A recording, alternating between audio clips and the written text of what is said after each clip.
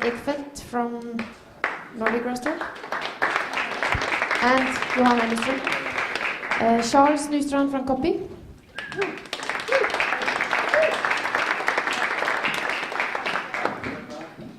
And Robert Thoreson from Kaffa.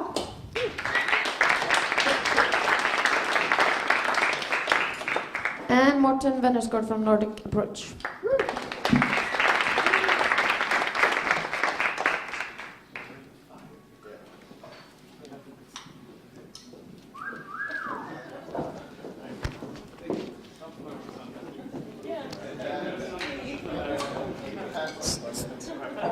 Right, so I'm gonna wear this microphone. That means that I can interrupt and ask questions anytime.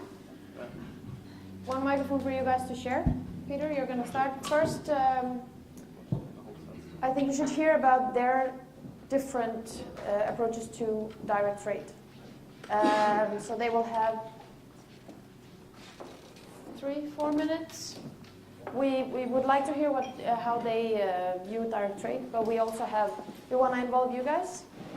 So instead of only being the panelists talking, we need your questions. So if you have any questions, raise your arm while you remember what you want to ask, because there's going to be a lot of exciting information here. So starting with Peter, can you tell us a bit about your direct trade model? Yes, of course, I'll try. I'll try with a bit of background at first. We started our company in 2007. That was in the aftermath of the coffee crisis, where we had a period of time where producers got less and less paid. But on the other end, the consumers in the same period of time, they paid higher and higher prices, in our end of the business at least, for the cup they bought. That was one of our general ideas behind our company. We wanted to try to work with this. A more specific background history was one I had with an Ethiopian producer called Hammer. In 2005, they came second in an e-cafe auction, national auction, produced a fantastic coffee. In 2006, they won that competition. In 2006, at my own company, we bought coffee from that cooperative through a trader, paying a really good premium price because it was part of a quality development project. The year after, for the harvest, I loved this coffee. I was completely in love. I went down during harvest to visit the Hammer cooperative and saw lots of cherries on the way up, but when I came to the mill, it was empty. There was no cherries at all. And I was just shocked and thought, what's going on here? This has been probably the best producer, if not maybe the second best, in Ethiopia the last 2 years, and they're not producing. Well, to me, that's a catastrophe for me as a specialty coffee roaster, if the best producer is not able to produce after I have been producing such brilliant coffee. So these ideas were kind of background that we had in our minds before we started our company. So we had some founding ideas in the way that we wanted to trade. One was to have a decent trade system where we traded directly with the producers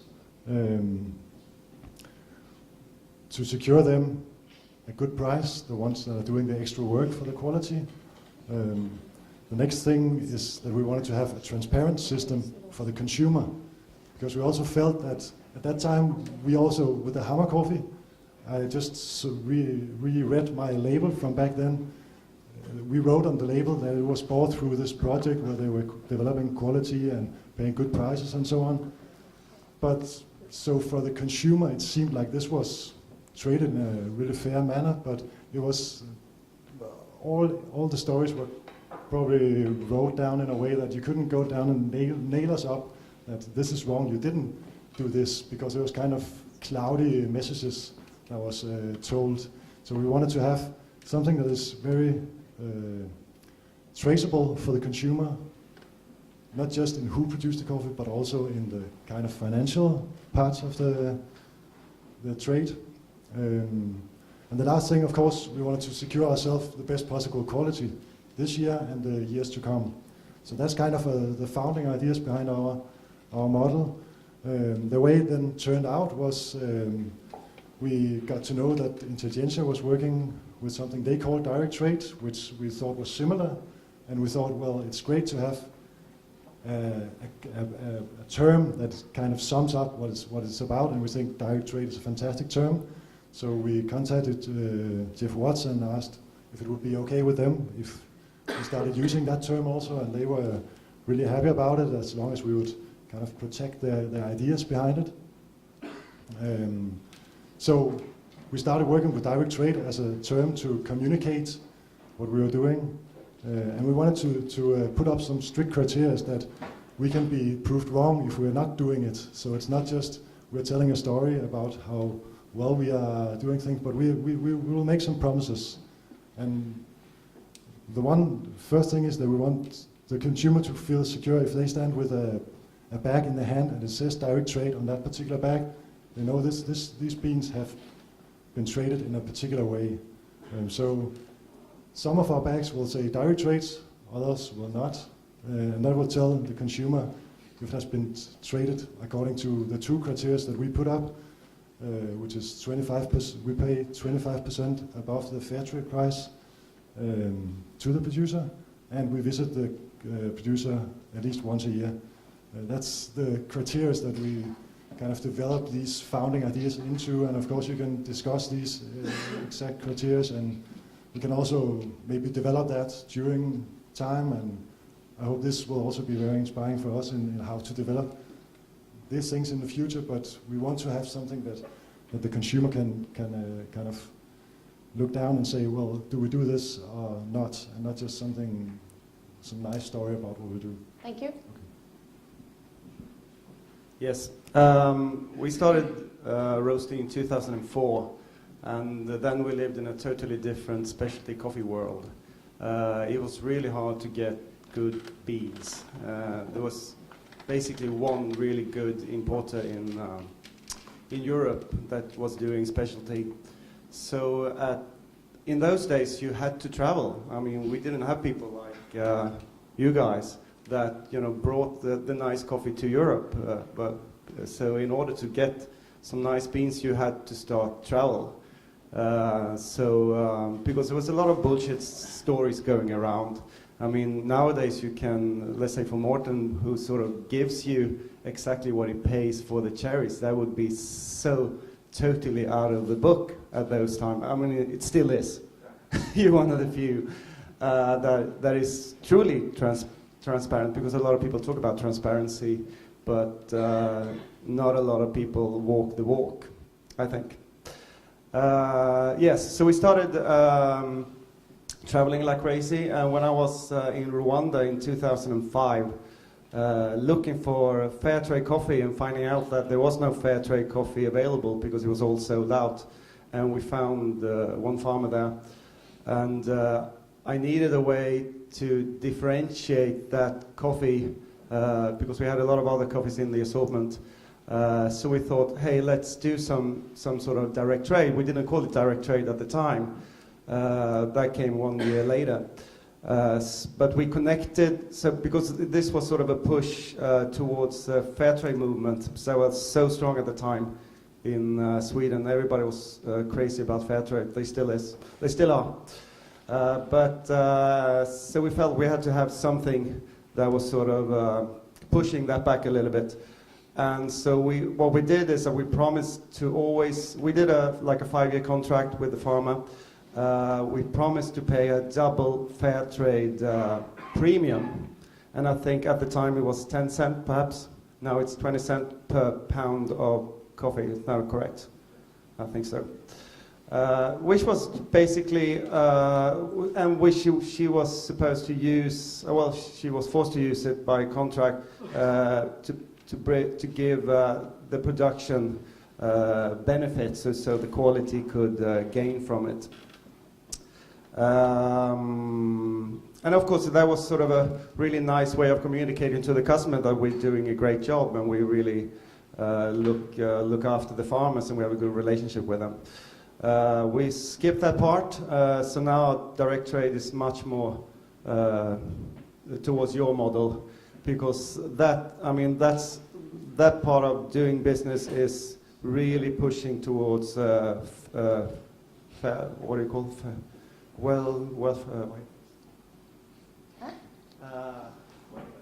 oh, you mean you give something without actually not getting any back? What do you call that? Thank you very much. Charity. And we're not into charities. It's got to be a professional relationship. I think that's so important. Yeah, so for us, I mean, nowadays it's sort of a two-way. First, it's much more fun to do business with people that you really like.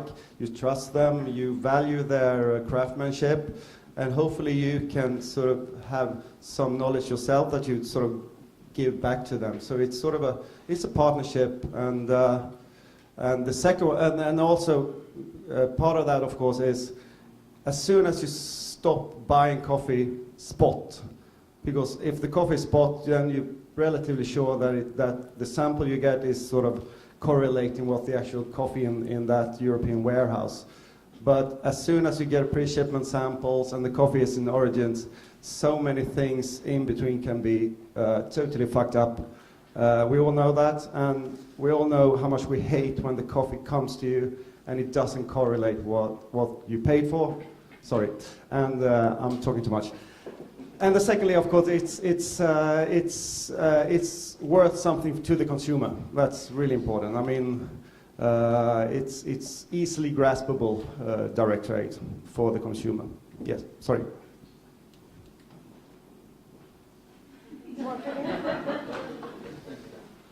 Okay. I mean, as you heard earlier this morning, I mean, I don't really know anymore what direct trade is, to be honest, because there's like different models and people are making their own definition. But I think like everybody more or less can agree upon that it's a term for a trade where you are having some direct relations, you are paying good prices. I mean, like you said, this was kind of a result of what happened some years ago, but I mean, 25% of all fair trade prices still today is like really low. That would be like a commercial price or a price for a commercial coffee. So, I mean, I think there's so much more to what we think of as direct trade than actually just a label, because, you know, anybody can actually go pay a decent premium, buy a commercial coffee, do a handshake, make a contract, and it got nothing to do with quality or sustainable kind of coffee business. So, I mean, for us, it's good for the consumer because it will be hard for them to relate to, you know, pages up and down with information about how stuff really are connected. But I think still, I don't want it to be just like another fair trade label where people think it got something to do with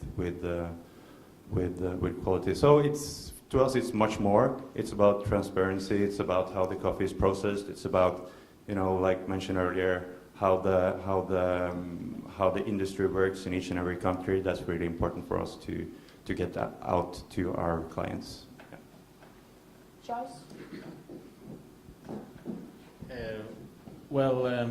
I think for me or for us, the most important thing is maybe not the actual trading, but more to go and see the farmers and to understand what happens and what things affect the flavors and so on.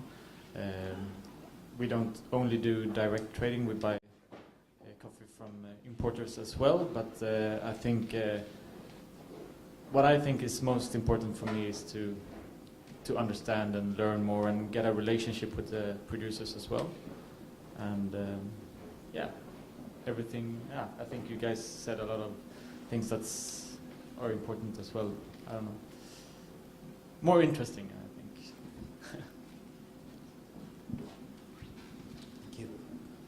Well, I came last, and this one last. My name is Robert. I haven't been here all day. I'm sure you've discussed very interesting things. It says here I'm from Kaffa. It's a roasting company in Oslo. I can say a little bit about what we started out doing. When we started the company in 2000, we did what we could do, which was to buy coffee available in this market, which is Europe. and we collected samples from the various importers of coffees that at that time, of course, had taken ownership to the coffees that they were then presenting to us. And we were selecting amongst the coffees that they had selected, and that's fine. And we selected coffees from various importers in Europe. This is a few years back, and a lot of things have changed, not only in the coffee industry, but around us. And I myself even has become older. But during these years, I think that the whole world, and particularly this part of the world, we have been more and more curious, interested in what we're eating, and where it comes from, and maybe even how it's processed, how it came about. And then also, if you're even more curious, then who were the people involved, and what did they do, and even what were their names. And at the same time, we're not only interested in the process and the people, but of course, and that's the beginning of it all, so it is for coffee, so it is for us, what is the actual flavor, what are the attributes that this product has that we care more for than the other products. So all this has happened in many fields. It's happened in coffee, as we know, but also with vegetables, or I don't know, potatoes have gotten names now, tomatoes. They always have, but now we read about it, and we pay according to names and flavor attributes, or other appearance, whatever. Now, in coffee, back in those days, we bought what we could get, the best we thought we could get, and that was the best, we thought. But like Johan and others have been saying, what we then wanted to do was also to go out there and see where is the coffee from. We wanted to get to know the people who had made it, and with the quest, with the interest of finding out about how the flavors had come about.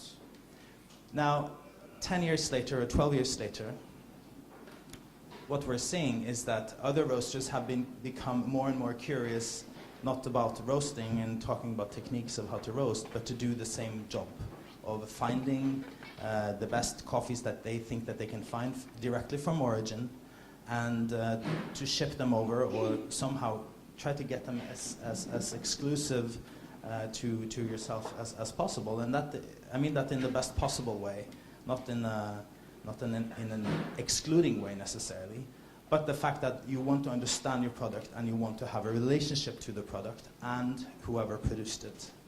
So what we have done, because it's a fairly easy market analysis, this has happened, and roasters including, eating and drinking, we do want this kind of coffee. So what we're doing, we started a new company last year, which is called the Collaborative Coffee Source, where we are trying to facilitate direct trade or direct interaction and understanding between the ends in the market.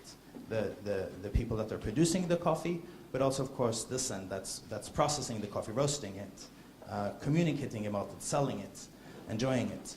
But in between, and this is very important, I think it is key to understand who is owning the coffee at any given time, because it isn't necessarily the farmer who sold it. It certainly isn't necessarily the farmer alone who has had his hands on the product and made it into what it is. So those parts of the chain also have to be communicated about.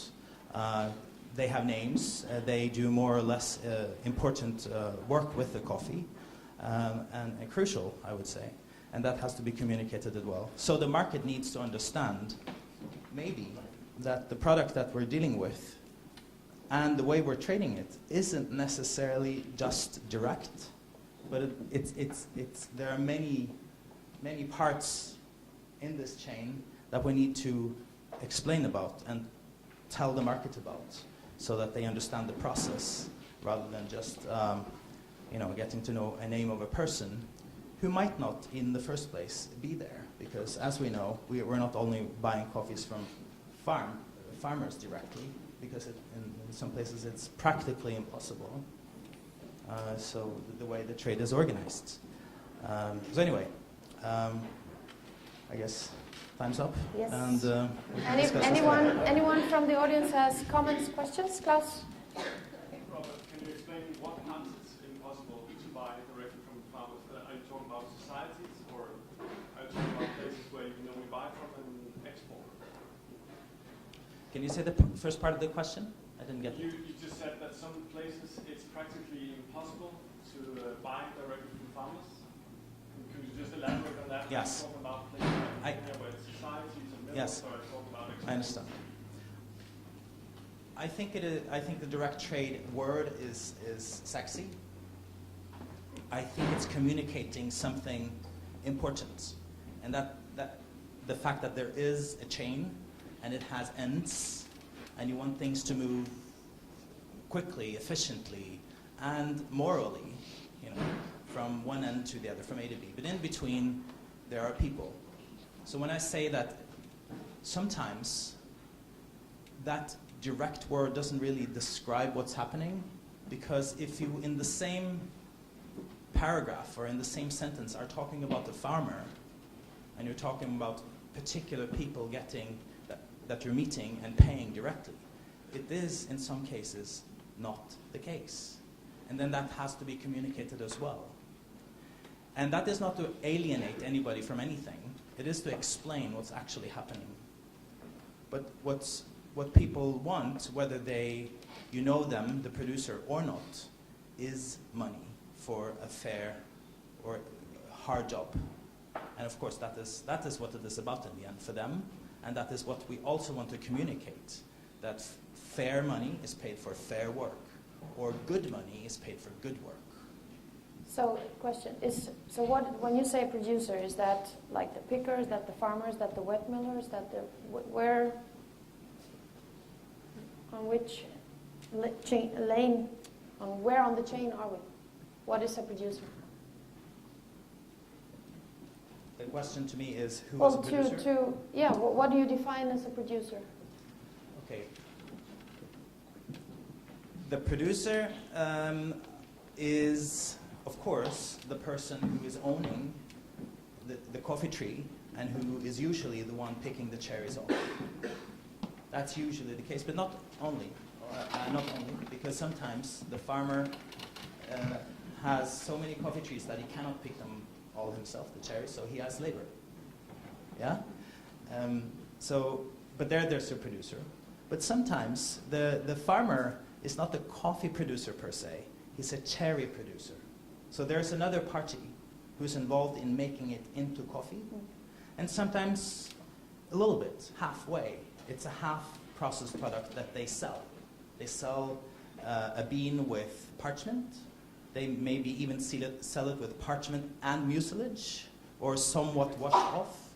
So these things, although it is a little bit complicated, I think that nowadays the market is interested in not only seeing labels of something being direct, and most of the times it isn't. People, I think, are curious in understanding what's happening to the product. Just like a cheesemaker in France. He's not necessarily the one who's had the cow or the dairy, even. The cheesemaker is an affineur who has made the half-made product into what we perceive as the cheese, with a certain age, with a certain flavor, and then we buy it as cheese from the one who sold us the cheese. So the same thing applies in coffee. And I think it's valid that we can use labels, but I think it is more interesting, and we as a group should do that. We should educate the market about all of this. And lastly, important, every single step comes with a cost. And there is a link between the farm, or every step there is a truck. And that has to be paid as well. So how direct is it in the end, if you break it down to just words? Morten? Anyway, Morten?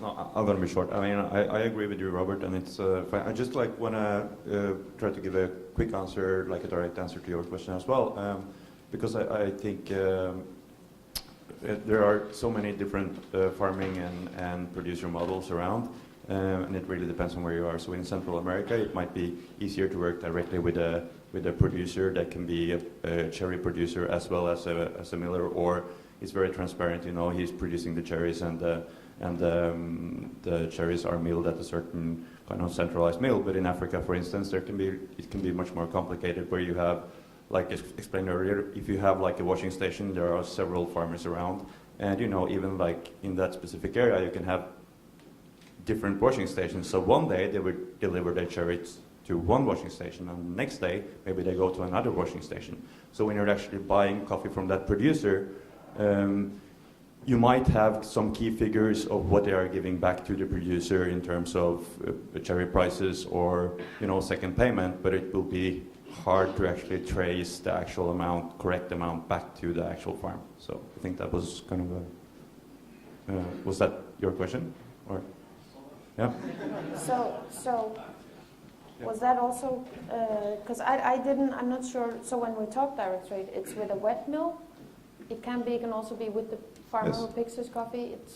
I mean, to me, there seems like there's a lot of confusion, or a lot of it's thousand things, and we're Yes. trying to put it all into one box. I mean, that's why I'm saying I think it's difficult actually to know exactly what direct trade is because there are different definitions. But I think like Coffee Collective, I think I mean, you could probably answer this yourself, but you are buying, you know, direct trade from Kenya, I would guess, which I think is fine. And then you would know, you know at what washing station or factory the coffee are produced at.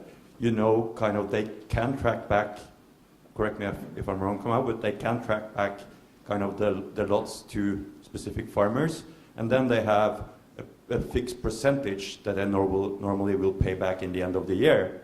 But it's not like, you don't really know when you're paying, you know, $6 per pound. It's not like $4 is immediately going back to the farmer. So I think that's, but you can still call it direct trade because you have kind of, you know the system and you know where the money goes in general. Graziano has a quick. You don't. You're talking too much. In just following everything that you guys said, is direct trade should work in both ways. Because when a farmer sees his coffee getting famous in the market, he's seeing that you guys are making millions with his coffee. And they don't understand how much cost you guys have to deliver that coffee to the market, to promote that coffee, to get that coffee in hands of baristas or invest money in marketing the coffee. And in the other hand, most of the farmers, they want their money when they deliver the cherries. Then in the value chain is somebody else who's putting the financing between the cherry and the green bean that you guys get. So it's not as simple. Can be direct because you know the guy, but it's many parts of that chain of value that you cannot avoid, because a small farmer cannot export 10 bags of coffee because he doesn't have a mill or a dry mill to export, or he doesn't have he need a dry mill to get an export license in many countries. So for me, the direct trade is that the roaster knows the farmer. Then the rest of the chain have to sit down and get agree and explain how that cost or how that money is slide on the chain. And the other point is explaining them why his coffee sells for that much money in the market. Sometimes it's hard to understand for the farmer. And you get a farmer that has a good coffee and a good price, and next year, I am sure happened to you guys, you show up and the farmer wants double money because he saw in internet that anyone can connect nowadays the price that you guys are selling the coffee. I just throwing the ball back to you guys. Okay? Peter and then Robert. Yeah, I'd just like to say I think there are kind of two levels in this talk, because to me, the talk about direct trade, one thing is, I don't believe it's the perfect trade model for us as roasters. The discussion here, as I think, is not about what is the best trade model for us amongst us. There's a lot of, like, I think you called it traceable trade with the brackets about the dairy. That's a perfect term for a really good way of trading coffee. You're very transparent and you do a lot of work with the producers. So, and also, as you say, well, trading good coffee is very complex. There's a lot of people adding value to the product along the chain. For us as roasters, we need to know all this and work with all this complexity. That's one thing. So I don't think that, to me, this is not about if direct trade is the best model or not, because when we choose to call some trade model direct trade, it's because it's a catchy term or sexy term, as you say, and that is to communicate to the consumer. And I think we can try and communicate all the complexity to the consumer if we want. But my feeling is that it's only a small percentage of our consumers that gives us the time to tell all that story. And I think we reach another part of our consumers by trying to sum things up. And I think that's where direct trade as a term has some possibilities, because it tells the consumer something just from the term. Right now the challenge is that we are a lot of people working with direct trade, and so it's not very exact what there's a lot of meanings put into direct trade, and that was kind of what I hope we could discuss is can we kind of agree, because I think we have a lot of similar values, we have a lot of similar philosophies on how to work, but can we kind of get closer in the way we work with communicating the term direct trade, so that for the consumer it will be more the same thing they understand from it. Yes. Robert. I like you a lot. I like your coffees. But I think it's very interesting, more interesting for this discussion if I disagree with you now. And as sexy as she might be, I don't want to marry her. It's a good term because it says something about an ambition to do something good. But I don't think it explains it well enough. I don't think it does well enough, does enough. And I think any label makes you more preoccupied with complying with the rules than being creative and in front of any development. Now, with regards to what you said, Graciano, it's a very important point, because the trade might imply, and I could be wrong, I'm buying something from you. So I have a relationship with you. I've come to see you. We want to, and we should want to, engage the other end, and they should commit too. A farmer should commit too. A coffee maker, whether it's a miller or whoever else has had his hands on the coffee, should commit to and engage and understand this end of the market, this end of the chain, because we're also not only adding value to it, we're doing work and having a hard time in our lives, our businesses, to make ends meet. I'm not here to complain on this part of the world's behalf. That is not my point. But we're trying to run businesses, both ends, and that is why I'd like them to engage and understand this is a business as well. And sometimes we have to actually talk about farmers, people. They're business people too, and some of them are quite empowered, and the ones that aren't, we want to empower, and then we're on more equal terms. And so I'll finish. I think it is better if we educate the market about the complexity of this, rather than saying it's coming from him or her and we pay a little extra and everybody are happy. It's not the case, and it's not the end of the story. Sexy as direct trade may be. Back here. Yes. Just a quick, I know, Charles, you're not writing direct trade on your bags, even though it is direct trade. No, we don't, because I don't think necessarily have to be better or superior to something that we bought from an importer that might do the job even better than I could do maybe. But so we don't do that, even though most of the coffees that we buy direct or whatever. But I don't think it's crucial to call it direct trade. Johan, you're in the back. Who was the first? Felipe. For an hour. Sorry. We have like half an hour, 40 minutes. So please, short. Felipe, First of all, I like this discussion. It's very good. But in any of your presentation, I didn't hear anything about the commitment that you are doing for the farmer. I mean, I like your story, Peter, when you buy the coffee because you liked it, and then you went back and you didn't see the coffee at all. How about the farmer when he don't see you the next year? I mean, from the farmer's perspective, I didn't hear any commitment. But that's exactly what he does. That's the Coffee Collective, the only people who have criteria set. So what does it look like? I didn't hear anything. It's 25% above fair trade price, and it's visiting the farm once a year. I mean, do you sign a contract for them for next harvest? I mean, I didn't hear. No, I'm sorry, I only had very short. My fault. I was told to have it in 3 minutes, but I could talk long. Yeah. Well, every time we buy from a producer, we pay this price according to quality. Just want to note, the fair trade price is not just a minimum price; it's a floating price. So when we say 25% above the fair trade price today, it's not just above the minimum price; it's the floating price. So we're still on $3 or something these days. Okay. So we pay this price. If we buy the coffee, it's because we believe in that coffee. Yeah. So next year we'll return for sure and try the coffee. We don't write a contract because we find that a bit too difficult, because then what happens if the quality is not the same next year?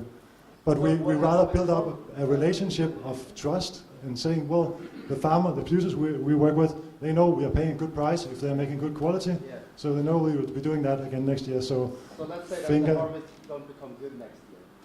You don't want to buy that coffee from the farm. No. I'm sorry. If the quality is not good, no. I think that the only time direct trade has a meaning at the moment is with the Coffee Collective, because they've had set criteria and they have something to follow, and there's rules to use that term. I like it. Yeah, but I also feel sorry for the farmer who don't. I see. But the rest of us use the term so loosely, and we have our own interpretation of what direct trade is. And so I think the most interesting thing that's happened is that. And Johan said, we're not in charity. Nyström as well. But, Thank you. Thank you. Thank you. Can I just say one thing? I mean, this is such a new term for us all, and we're sort of swimming through this and trying to learn from one another, I think, and trying to find sort of a model that works ethically, socially, and quality-wise, and so on. So what we've done is that, I mean, the main criteria is, of course, equality. And we just, at the same, I don't know what you have, but we have 85 on a Cup of Excellence scale. And we pay, 25%. I think we nicked that actually from Intelligentsia. But it is above fair trade. But I mean, it's sort of a... Let me just put your following. So yeah. It has a meaning. It has. And we ask them to have some sort of written report on what they do for the environment. I mean, do they take care of the water or not? I mean, whatever they're doing. But then, I mean, for me, the most important is that I have a direct relationship with the farmer and that the quality is good. And then, let's say we have an importer between, or we might have an exporter or a mill or whatever, but it's all sort of broken down in the contract. So what we do is that all the figures are in the contract. Everybody can look at the contract, and we also, put our criteria so everybody can see it in the contract. And at the moment, that's sort of the best we can do, because we don't have a third-party certifier or anything. So, that's my next thing I wanted to...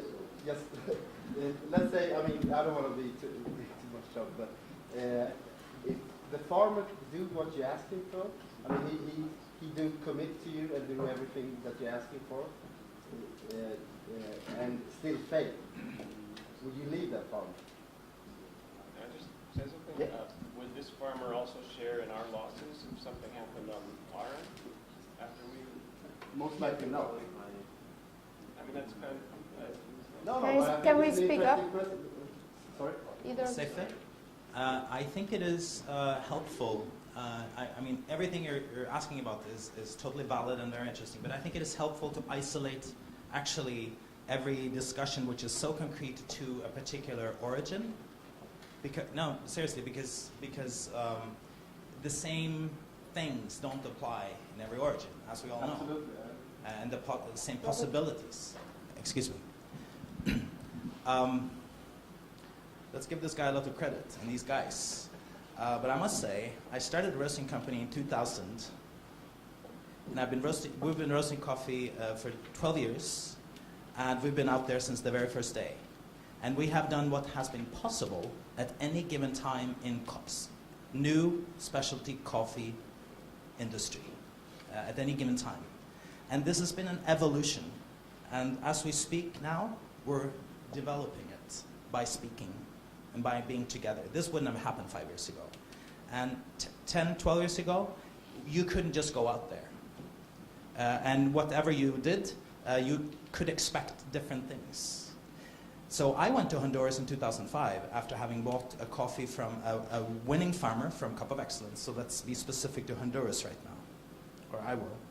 And on a hillside, there are many farmers all of a sudden that are getting attention for winning Cup of Excellence or getting in high positions in Cup of Excellence. And the winner, the next year, doesn't want to sell his coffee. So there are people always in the other end who is a person with a name, with his or her ambition or no ambition. And that is something that we're dealing with. And I'm not saying this is criticism, I'm saying we're people. We're all different. So what we're trying to do is to engage, when I say it now for the 10th time, we're trying to engage people in the chain so that we know who are, have more or less the same mindset. But of course, we prefer to work with people that have already shown merit, because what we're looking for are outstanding coffees. And it usually comes from outstanding people that are doing something out of the book. 30 seconds again? Yes. So Felipe from Fazenda Ambiental Fortaleza, question. Yeah. And I want to make a final remark, but because this was a core of a question, and that is what happens if you start your relationship, and you say you have a relationship, and then you don't come back next year. That is not a good relationship. It's either a bad relationship or the relationship is over. So then you have no right to call it a relationship. You wouldn't do it with a girl if you don't see her. Now, I think that what we're seeing with merited, clever people that are doing not only their best, but they're doing what's potentially best any given season, they are worth going back to, and one should. Because there are 3 seconds now. Yes. Klaus, we have 20 words. I just want to say that from my experience, most of the companies who work with direct trade, if you go back and look at it, it happens very, very rarely that they set up a relationship with a farm and then break it because of a bad harvest. Because the relationship that is set up fosters that quality is produced year after year. Yeah. So I still haven't experienced that we have bought from the farm and then suddenly 1 year it's just crap. So, I think it by farmers. But anyway, this was not critical against you because you are the guys who do it. Thank you. I mean, farmers. Felipe. Yeah, just on just a couple comments from direct relationship. Can you speak up? It's a short time I've been in coffee. When I started coffee at a roastery, my parents had a farm, got to the farm, all these roasters started showing up. And it was the first thing they would say is, they would cut coffees and say, I want to marry with this farmer. I want to do a relationship with this farmer. And that was like, it was the thing the first 2 years. Like, it was like, let's marry farmers with roasters. That doesn't happen anymore. Anyone says that. Not a single roaster says that. They actually come to me and we, how's the coffee this year? What's really fantastic? I want some really great coffee. And it doesn't matter, and not one of them, and a lot of these roasters we've been working with and developing relationships every single year. And I think like your analogy with girls, with people, it's relationships with people, and people that you can trust, and it's about, it has to be about quality, and it has to be a business relationship, and it has to be trust. So, as an example is 1, 3, 7, 5, or 1 through 10, and Johan picks 3, 7, 5, 9, and they're all from different farmers. Now I have to do the logistics. So in our case, it's much more than just marrying one farm with another. And then I think that just like relationships, you have to know the limits of who you're working with. So you can't ask certain people more than they can do or more than they can comprehend. So you have to know who you're dealing with, how broad of a perspective they have. I mean, how limited are they? And you know, in some cases, well, the roasters have come and said, I want to pay more. In some cases, we've negotiated and we've offered the prices for less. There's cases where I've taken a loss with the farmer, paid the farmer more than actually sold the coffee. And you know, it's just a relationship that goes on. And I think that what's important is we develop relationships. And from our side, really what we've seen is that we are really crafting these relationships and choosing who we want to represent our coffees. And that's what's important for us. And I think maybe it seems like to be with you guys, it seems to be what kind of coffees you want to be representing. So it's just sort of, you know, it's sort of a natural thing that sort of feels. So we need to take a decision, because there's a lot of hands in the air and we have a lot of stuff to cover still. Are we okay if we're not finished? That's what we're, right? 2 minutes. Daniel, first. So what's interesting to me is like it seems like we're talking about different things. Like Peter, I think you're here. What you said is like you want to use this forum to actually make direct trade something that you can use with this forum and with these roasters and with these different models of direct trading. And I think a lot of people in coffee consider direct trading as an alternative to fair trade. Do you agree? In many cases, that would be something interesting for the consumer. And I think also many people in coffee view direct trading as a way of sourcing. I mean, you get to choose on your own which coffee to buy instead of going to Morten and choose from his choices. It's a difference. But I also think that we need to understand what we're talking about. Now, for instance, for me it's very interesting to know how direct trade is a good alternative to, for instance, fair trade certification, because that is a reality in Sweden. Swedish consumers, they look at certifications, they make the choice. And these consumers are the same ones that are interested in, like Robert was talking about, food and drinks and origin and stuff like that. So they're very interested as a market for us. So how do we take direct trade and make it, how do we teach the consumers in an easy way? Because I don't think we can expect them to understand each and every one's model of direct trade. You know, how can we use the term direct trade if that is the one we're going to use and make it accessible to consumers as an easy choice?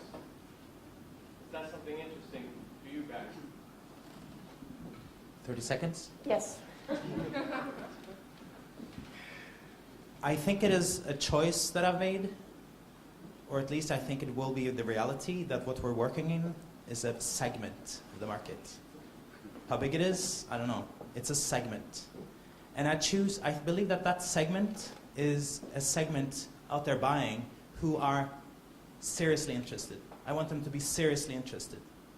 And then you're communicating something that is valid, that's not only interesting, but it's valid to the product. I don't think a label is, and I don't think that the segment that I want to market to care for labels. 27 seconds? Yes, good one. Getting better. Johan? I know for sure that some of our customers are suckers for labels, especially when you start dealing with, bigger, very professional buyers. Then they want some kind of certificate. I have an example which was sort of a shock to me. We sell coffee to a very, very big chain, which have sort of like a small side business where they do really nice specialty small shops, but it's owned by a huge Norwegian chain. And suddenly when I came into one of their shops, because all the coffee they buy needs to be sustainable in some way. So they had printed big billboards in the shop with the organic certificate, the fair trade, and our own direct trade logo side by side. And I just thought, shit, I really have to be serious about this. I can't just use this label, loosely and talk about direct trade without actually backing it up a lot. And I still don't know what to do with that, to be honest, because, I mean, if you are to use, I mean, a logo and the customer is going to use it that way, then I think you need to have sort of, I mean, especially in the long run, a third-party certifier or something. I mean, and then we need to get some, we need to, for sure, define direct trade much better, I think. You guys own the directtrade.dk website. Can you tell us about the background of that? Yeah. Well, when we started the company and we found out we would like to work with direct trade as a term, we also chose to trademark register. That was in 2007, and we could have done it in all of Europe, but our intentions was not to control direct trade, it was to kind of protect it against abuse, and we thought that was where we could do that was in Denmark.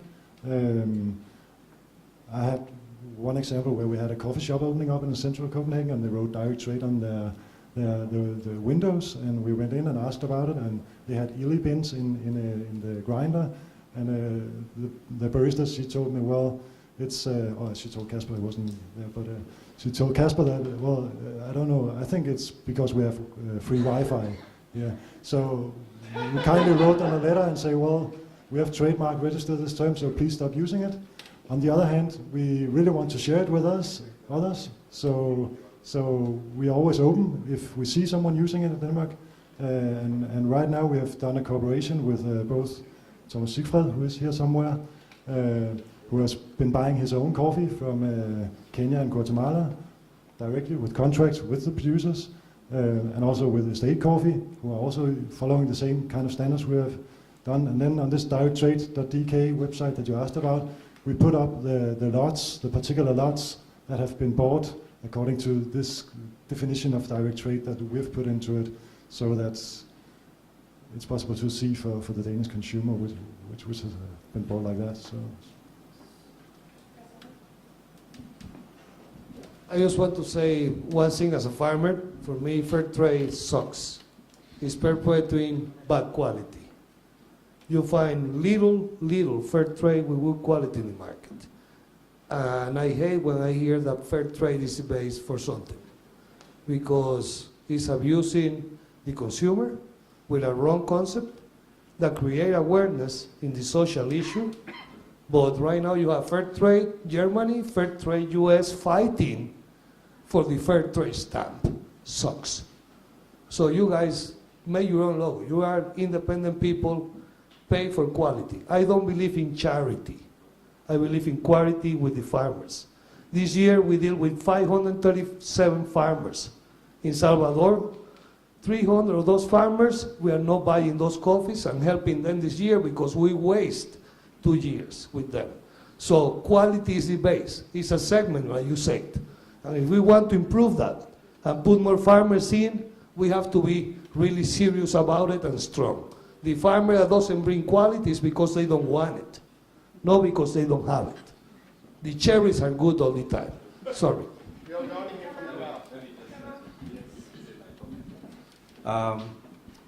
I come from Kenya, and in Kenya we have got 2 marketing options. Channels, you can go through the auction, or you can sell directly to an overseas buyer. Most of our producers are asking us, they want to have direct relationship, mostly with the overseas buyer. What they wish to see is, number one, to have the roaster or the buyer visiting them and telling them what are the concerns, why are they buying their coffee, and what do the farmer needs to do to make sure that he produces that kind of quality. So having that interface with them, coming out there, coming with the Tego coffee which you have roasted, Johan, and showing them, this is what I made out of your coffee, and I bought your coffee directly, and this is the price I paid you. Because for us, because we do that kind of work, the contract which the farmer signs is what you know what you gave. If you said you wanted to pay $600 per 50 kilo, $12 a kilo, that is what the farmer signs. The farmers are actually looking for more and more of that. So it's nice to hear. I don't want to go into the issue of fair trade and all those logos because somehow I work with all of them, but I believe what really works is quality. Quality drives the price. And the more you train your farmer to believe that and to know it and see it, because if my farmer does a good work and is getting $12 per kilo, it's totally different from another one for the same grade of coffee, he's getting $4. So let's focus on quality. Let's not frankly go for charity, but let everyone drive themselves. Thank you. Haley and then Andreas.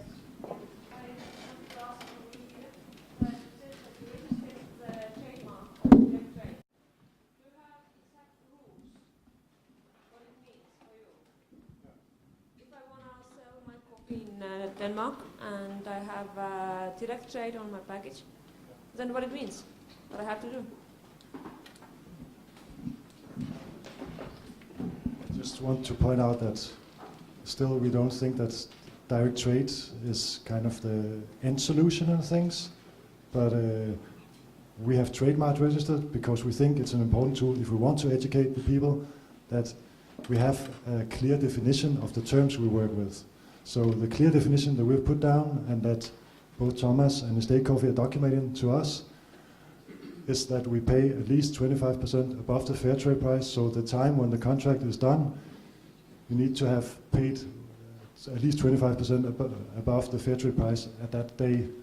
The other thing is that you document you have visited the farmer the last year.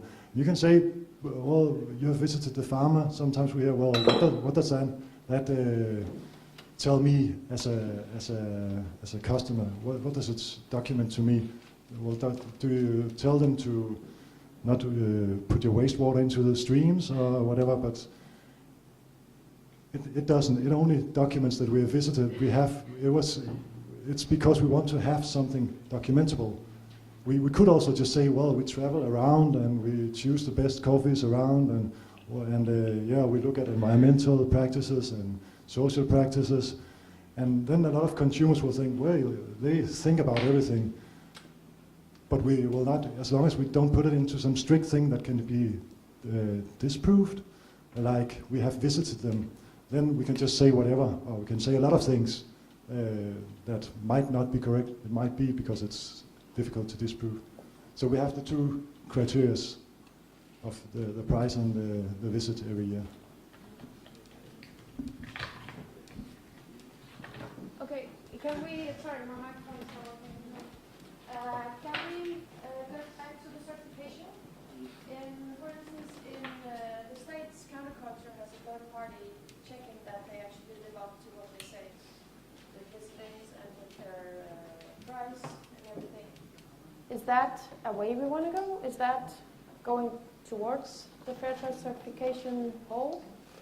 Or is it, what's... Yeah. Well, I think it could be great, but as Johan mentioned, I think then we need to come up with an agreement on what do we mean by the term direct trade. But for us, it's not that, as I said, it's not that we want to have control. We could, if we would find a good solution, an agreement about what do we mean by direct trade, and we can make some kind of third party controlling, then it will be fine for us.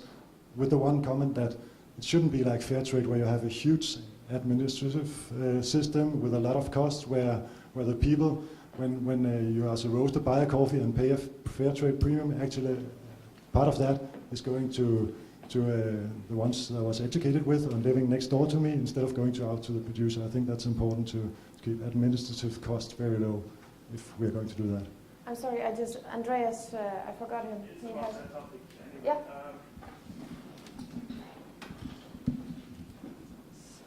Regarding certification, I worked a little in that market, and Austria or Central Europe was pretty early in fair trade and organic certification. We have many labels on the market now. People are quite fed up with it. So people can't even distinguish between different labels anymore. If they see fair trade, they think it's a good product and it's organic. It's not true, obviously, but people think that. And what happens is all the labels lose credentially because people they see a label and it's a label. And what I've seen, and I talked to a lot of people in the markets or worked in certification markets many years, if you build up a certification system, a lot of the money goes to administration, a lot of the money goes to the audits, and in the most certifications that will eat up, with including the marketing to promote the label, it will eat up over 80% of the budget. So what you basically do, you charge the client more money and it's just used in administration and marketing to show it to the client. So that's really a thing that you need to question if that's really a good thing, how we can use the money if it's not better invested in better communication, for example. So on the other side, I think it's important, if you do good work, you give back feedback, you develop quality, and that's something that's on the product. Maybe it's an attribute like it's washed, or it's honey, or it's this variety, but it's also direct trade, and it was a flow of communication, it was a collaboration to produce the product. And I think that's a quality the consumer may be interested in, and I think we can describe the term better what we actually did in trading directly. And I think that's something a client can understand quite easily and value more or add value to the product. One thing, I worked with Intelligenza in the direct trade with our software part, and what we've seen, or what I understood, I think the possibility to exchange quality information directly really helps to improve the quality in the whole production pretty fast, or much better than you have loose ends all in between and you cannot exchange that information and give feedback. Question to the guys up here. Do the customers care if we check ourselves, or is it just us who wants to be even better than we are from the beginning? Does the customer care? Don't they trust us? I don't have an answer, or I shouldn't be the one answering it, if there is an answer. My question to you guys, who wants to use this term, and it's fine, but does it only entail money, or is there anything else that it tells? Direct trade, what does it tell, except from paying 25 more, at least? Can you explain? Well, I don't have the final definition of what direct trade explains. I only have how we work with it, but I'd like to discuss that. So my question is, does it say anything more about the coffee or the process, but the fact that one has paid more? Well, it's the way we work with it. It has kind of several layers, you can say. Direct trade is, of course, the top layer. But some people, they might never know anything more than it says direct trade. They don't know anything more about it. They just read it on our bag. The next layer would be that they would know that we have these two promises, that we pay this minimum price and we visit the farmer every year. The next layer will be all the things that we try to build on, like that we want to commit to the farmers, to try to work with them over the years. It's a price we pay for the quality of the coffee. It's quality oriented, and of course when we're out there, when we meet the people we believe in, that we have kind of a soft value transfer by meeting producers. So there's a lot of other things to it than this. Is just these different layers of it. But this is an important clarification. Like I said, not only do I know you, I like you, I like your company, I like your coffee. But for those who don't know you and do not take for granted that you are a skilled cupper and you want to buy good coffee, except from that, does the direct trade label imply quality in itself? And if so, what quality? Where does the fun start? Or does the label only say something about the money and the visits? I'm not sure if I can expand much more on it, only stating that when we describe why we pay a premium price, it's quality premiums we pay. It's not out of charity, it's because we believe there's a higher quality in this particular coffee. I don't Morten? know if there was an answer. Well, I mean, I just want to take this a little further because, like you mentioned earlier, I mean, you was also hoping to have a discussion about how we could kind of get this, let's say, take the next step. And I think, I mean, that would be, for me, the direct thing is problematic because there are different definitions and people have their kind of their own ways of dealing with it. So I don't even know if could my coffee qualify as directly traded coffee according to your standards. If I'm providing all the documentation and you guys are buying it, would it qualify as direct trade? The second thing is that I think it would be fantastic if the direct trade kind of thing could be something where you can find information like we've been talking about, you know, what did you actually pay for the coffee?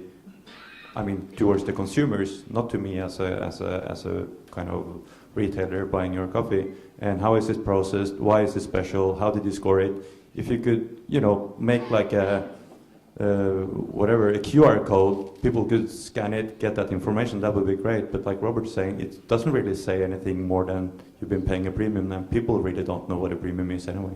So, I mean, that's the challenge to people that have actually trademarked the brand, because we can't do anything about it unless the people that have trademarked it will try to make it into something that means more to consumers and to me and other roasters. I need to say something quickly. If you guys want to be driven to the station, then we need to finish up now. So, because the drivers are waiting to go home. I have two short questions, Georg and Klaus, and then that better be good. A very short question. Are you cutting out Morten here because he cannot do direct trade? You cannot do direct trade with Burundi and Rwanda.